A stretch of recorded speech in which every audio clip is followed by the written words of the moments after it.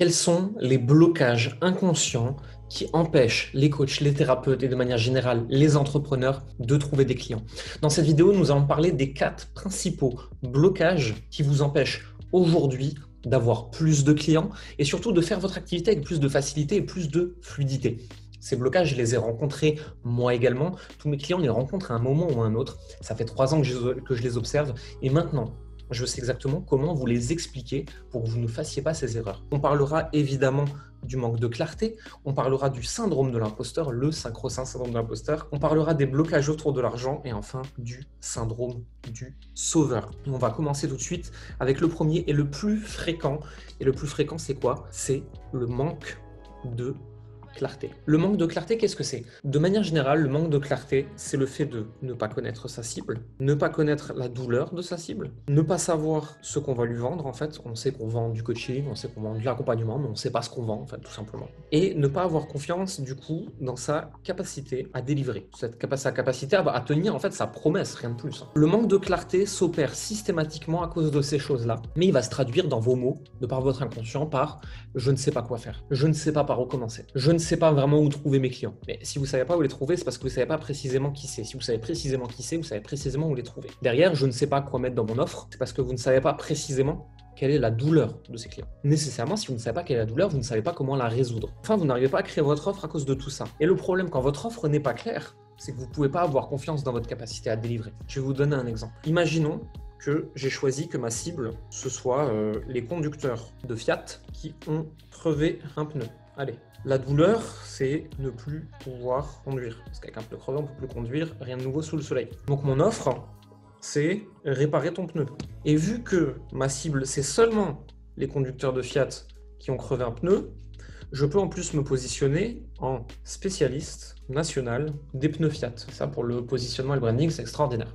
Et en plus de ça, je peux tenir ce positionnement et ne pas mentir aux personnes, tout simplement parce que vu que je suis très précisément ciblé sur les pneus Fiat, je peux me former toute l'année. En plus de ça, j'acquiers de l'expérience et au bout de 10 000 pneus en ayant été formé chez Fiat, bien sûr que je suis un vrai spécialiste. À partir de là, donc mon offre, c'est réparer ton pneu Fiat. Mais ma capacité à délivrer, elle est sûre et certaine, puisque j'ai l'expérience, j'ai la spécialité, je sais exactement ce qu'il se passe avec ton pneu, je sais exactement comment le réparer. À partir de là, j'ai une foi inconditionnelle dans ma capacité à délivrer cette offre, à réparer ton pneu comme je te l'ai promis.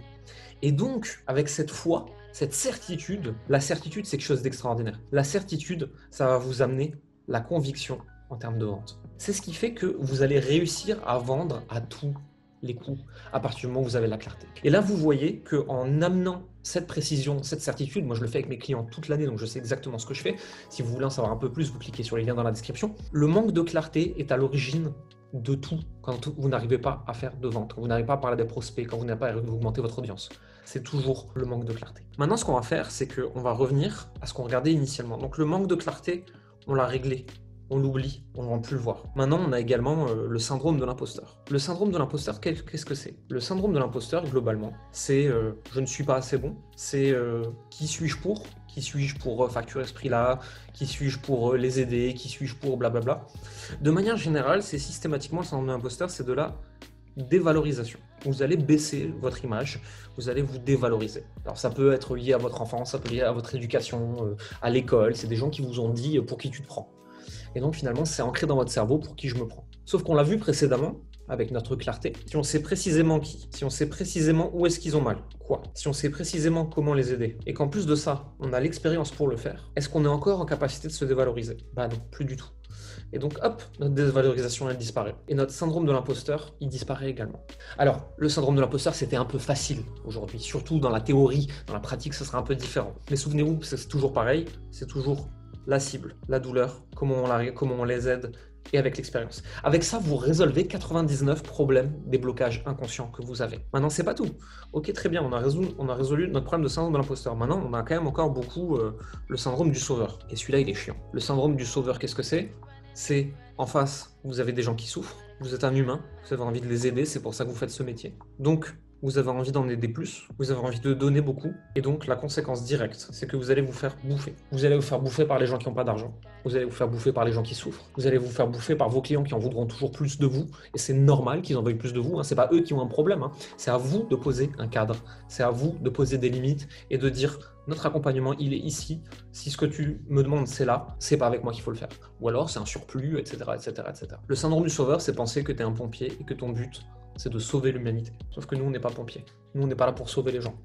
Nous, on est là pour délivrer une compétence. Ta compétence, ça peut être une compétence que tu délivres en freelance, ça peut être ta compétence de coach, ça peut être ta compétence de thérapeute, ta compétence de celui qui questionne, de celui qui se pose en miroir. Mais tu es là, et c'est ça que tu factures, faut pas oublier ça, c'est ça que tu vends. Tu vends le fait que tu vas délivrer une compétence. Est-ce que tu penses que Coca-Cola a un problème de culpabilisation de ne pas vendre du Coca à tout le monde et de ne pas donner du Coca gratuitement à tout le monde? Non, ils ont des coûts de fonctionnement, ils ont le droit de vivre. Maintenant, ce qu'il faut que tu comprennes aussi, c'est que si tu t'adresses à des personnes qui ont vraiment besoin de toi, qui ont les moyens, qui voient le bénéfice de travailler avec toi, qui ont la volonté de travailler avec toi, tout ça fait que tu vas pouvoir facturer relativement cher tes services. Et c'est très bien. Et tu vas facturer plus cher pour donner plus. C'est pas pour donner la même chose qu'avant que tu donnais à 50 €, maintenant tu le vends à 2000. Ça s'appelle escroquer les gens.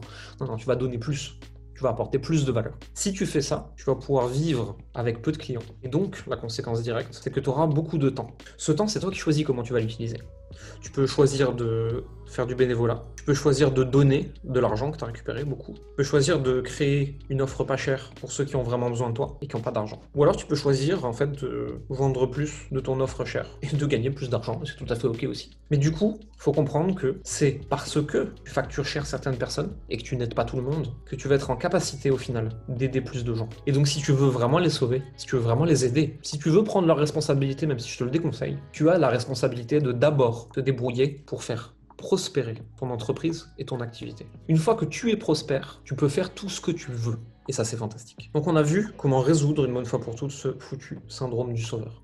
Et maintenant, il y a une dernière chose, et c'est le plus compliqué, c'est le plus difficile, c'est les blocages sur l'argent. Les blocages sur l'argent, qu'est-ce que c'est? C'est il faut travailler dur pour réussir. Les blocages sur l'argent, c'est je ne peux pas gagner autant parce que dans ma famille, ils se crèvent le cul 50 heures par semaine depuis 30 ans et ils gagnent quasiment rien. C'est aussi les gens n'ont pas d'argent. Et enfin, ce qu'on voit aussi souvent, c'est je vais prendre leur argent. Et ça, c'est pas ok avec mes valeurs. Je sors l'argent de leur poche à ces pauvres gens avec mes techniques de vilain manipulateur de la persuasion et de la vente, et donc ils pourront plus nourrir leurs enfants. C'est hautement triangle de Karpman, tout ça, c'est-à-dire que vous pensez que vous avez l'ascendant sur une personne au point de prendre son argent alors qu'elle en avait besoin. La personne consent à vous donner de l'argent parce qu'elle a vu un échange équivalent, qu'elle a vu de la valeur dans ce que vous proposez, c'est pour ça qu'elle vous donne de l'argent. Mais tout ça, c'est pas le plus important. Le plus important, c'est de comprendre les fondamentaux de notre société aujourd'hui. Aujourd'hui, vous êtes payé en fonction de votre expertise, vous êtes payé en fonction de la complexité du problème que vous allez résoudre, et vous êtes payé en fonction de votre remplaçabilité, à savoir est-ce qu'il y a beaucoup de gens qui peuvent faire ce que vous pouvez faire. Donc en fait, plus vous êtes expert, plus le problème que vous traitez est complexe, et moins vous êtes remplaçable, plus vous êtes payé. Je vais prendre un exemple, les éboueurs sont malheureusement très mal payés. Leur problème n'est pas très complexe, il est très important, hein, ils sont très vitaux à notre survie à tous, hein, mais leur problème n'est pas très complexe. On a des systèmes pour le faire, on a des gens pour le faire, etc. Donc un problème pas complexe, pas un grand niveau d'expertise, hein, n'importe qui peut le faire, il le fera plus ou moins bien, mais n'importe qui peut le faire. Et ils sont très très remplaçables, il y a beaucoup de gens qui veulent travailler, même si c'est un métier qui n'est pas très facile, qui n'est pas très agréable, il y a beaucoup de gens qui sont prêts à le faire parce qu'ils ont besoin d'argent et qu'ils n'ont peut-être pas d'autres compétences, etc.